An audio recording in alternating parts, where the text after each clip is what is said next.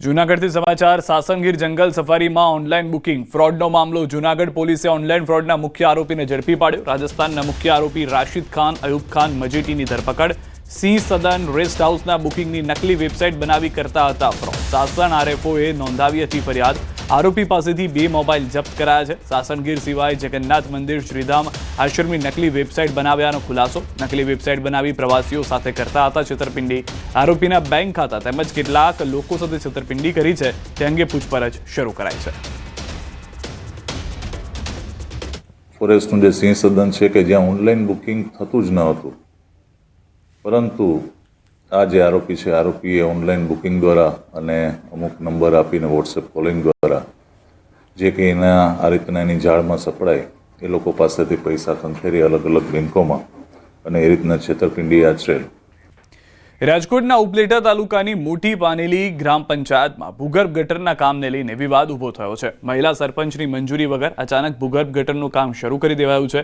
ગ્રામજનો દ્વારા જાણ થતાં સરપંચ સ્થળ પર જઈને કામ અટકાવી દીધું હતું, જે બાદ ઉપલેટાના તાલુકા વિકાસ અધિકારીને લેખિતમાં ફરિયાદ કરી છે અને ગ્રામ પંચાયતની જાણ બહાર થતાં આ કામનું કોઈ પણ બિલ ન ચૂકવવા માટે રજૂઆત કરી છે। બીજી તરફ ઉપસરપંચે પણ સરપંચ પર વિકાસના કાર્યોમાં વિઘ્ન કરવાનો આક્ષેપ કર્યો, જેને લઈને ગામમાં રાજકીય મામલો ગરમાઈ ગયો છે। જો આ રોડ બન્યા પહેલા ભૂગર્ભ ગટરના પાઇપ ફિટ નહીં થાય અને બાદમાં વર્ક ઓર્ડર થશે તો ફરીવાર રોડ ખોદવો પડશે અને સ્થાનિકોને પરેશાનીનો ભોગ બનવું પડશે।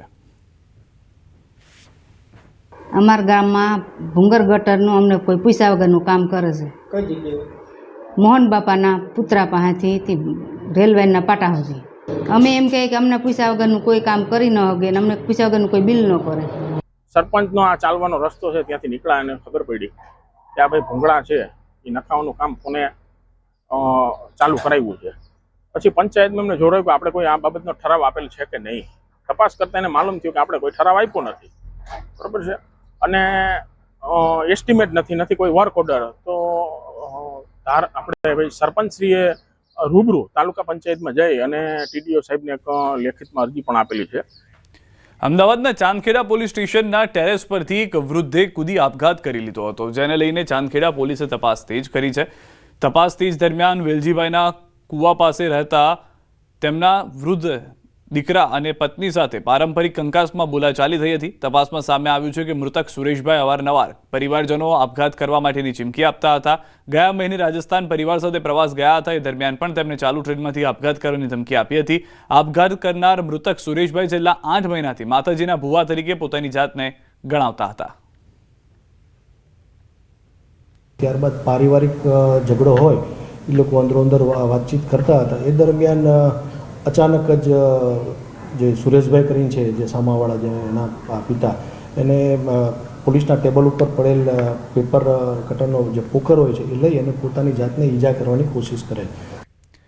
સુરતમાં એટીએમમાં ચેડા કરી રૂપિયા ચોરી કરતી ગેંગ ઝડપાઈ છે। અલગ અલગ બેંકના 18 એટીએમ, રોકડા, 26,750 રૂપિયા સહિતનો મુદ્દામાલ જપ્ત। પોલીસે ગેંગના 4 આરોપીઓની કરી ધરપકડ। ગેંગની કરતૂત સીસીટીવી કેમેરામાં કેદ થઈ। સીસીટીવીના આધારે આરોપીને ઝડપી પાડ્યા। આરોપીને કોર્ટમાં રજૂ કરી 1 ડિસેમ્બર સુધીના રિમાન્ડ મેળવ્યા છે। રિમાન્ડ દરમિયાન અન્ય ગુના ઉકેલવાની શક્યતા। આ ગેંગ એટીએમમાંથી રૂપિયા નીકળવાની ટ્રેની આગળ પ્લાસ્ટિકની કાળી પટ્ટી લગાવી દેતી હતી, જેના કારણે ગ્રાહક દ્વારા રૂપિયા ઉપાડવામાં આવે તો પટ્ટીમાં પૈસા ફસાઈ જતા। ગ્રાહકને લાગતું કે રૂપિયા નીકળ્યા નથી, બાદમાં ગેંગના માણસો આવીને ફસાયેલી રૂપિયાની ચોરી કરી લેતા હતા।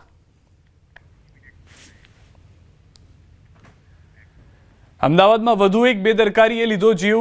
સૈજપુરના ન્યૂ બંગલા વિસ્તારની ઘટના। રસ્તા પરની ગટરના ખાડાએ એક રાહદારીનો જીવ લીધો છે। આખી ઘટના સીસીટીવીમાં કેદ થઈ છે।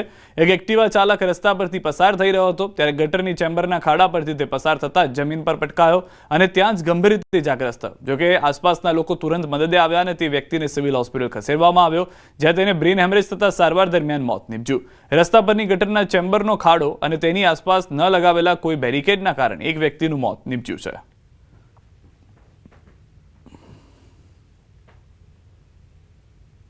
चाचा यहाँ से ऑफिस से अपने घर जा रहे थे, तो यहाँ जो गटर का ढक्कन है उसके लिए यहाँ के लोगों ने 5-6 बार म्यूनसिपाल्टी में कंप्लेन की हुई है, पर उसके लिए ये लोग इतनी बेदरकारी है, अभी तक ये लोग रिपेयर करने के लिए आए नहीं।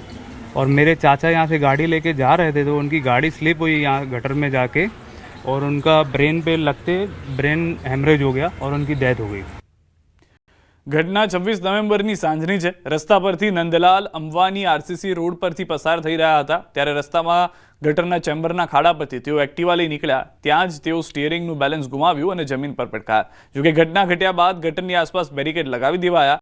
આખા મામલે તંત્રની ઘોર બેદરકારીને કારણે મોત થયું હોવાનો પરિવારજનો આક્ષેપ કરી રહ્યા છે। તો બીજી તરફ બેદરકારીના કારણે મોત બાદ એએમસીએ હાથ ખંખેર્યા હોવાનું પરિવારજનો જણાવી રહ્યા છે। एएमसी के जो भी इनका जो भी काम है वहीवट है जो भी एएमसी के वजह से इनका जो ढक्कन जैसे ये गटर का चैम्बर का खुला हुआ था, हमारे चाचा लोग चले गए। हम चाहते हैं कि हमारे चाचा गए, हमारे गल के पिलर थे, जो छोटे छोटे बच्चे थे, उनका काम भरण पोषण कौन करेगा, हमको उसका जॉब चाहिए। उसके बाद अभी ये किसी और के साथ नहीं हो, हम वो चाहते हैं कि चलो भाई हमारे चाचा चले गए, वापस तो नहीं आ सकते हैं, लेकिन ये इसका जवाब हमें कौन देगा।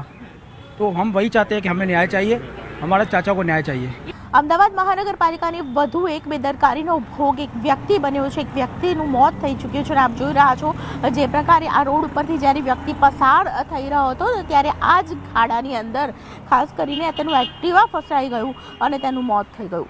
આ ઘટના અમદાવાદના સહેજપુર વિસ્તારમાં બની છે અને જે પ્રકારે આ ઘટના બની છે અમદાવાદ મહાનગરપાલિકાની બેદરકારીનો આ જે નમૂનો છે આપ જોઈ રહ્યા છો। આરસીસી રોડ લોકોની સુવિધા માટે બનાવવામાં આવ્યો હતો, પરંતુ જે પ્રકારે બેદરકારી દાખવવામાં આવી તેને કારણે એક વ્યક્તિનું મોત થઈ ચૂક્યું છે। તો આવી ઘટના છાશવારે જ્યારે બનતી હોય ત્યારે તેને અટકાવવી ખૂબ જ જરૂરી છે।